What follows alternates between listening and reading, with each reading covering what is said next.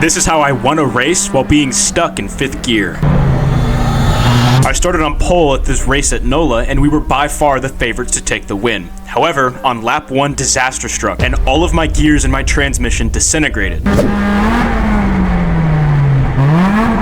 I decided to check all of my gears one by one just in case. I couldn't try 1st or 2nd gear because I was going too fast, so I decided to check 3rd gear. Gone. I checked 4th gear. Also gone. But when I stuck it in 5th gear, lo and behold, it's completely functional. I will have to make do with only 5th gear for the rest of the race. The 5th gear on an MX-5 is 1-to-1, meaning I will have no torque from the gear ratios, so the car is going to barely accelerate out of the slow speed corners. Here's a quick comparison between 3rd and 5th gear on the slowest corner on the track.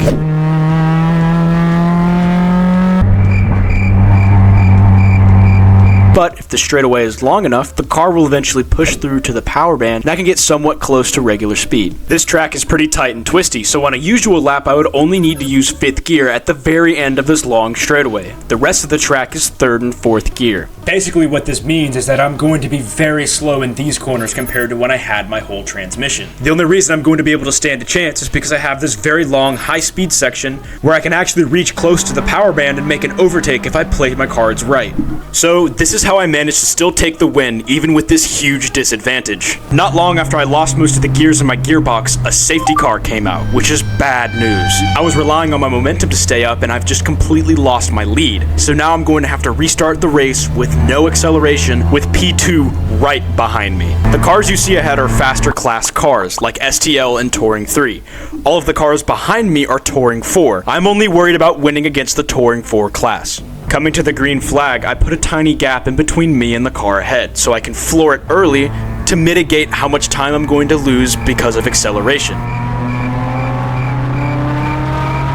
But this did not work as well as I had hoped, and I immediately lose a position to the car that was behind me. I try to repass him down on the inside, but he obviously has the acceleration advantage and he goes right back ahead of me. There's nothing I could do about this one, I'll have to get him later. So here I start to get frustrated because this car just will not accelerate. Get going, come on! I hang with him through the low speed stuff, and now we're approaching the section of track where I can actually get into the power band, so I do not plan to stay in P2 much longer. I absolutely chuck it into the S's, and now I'm right on his bumper coming out of the corner. Now I just have to cross over and send it late on the brakes. Up to P1.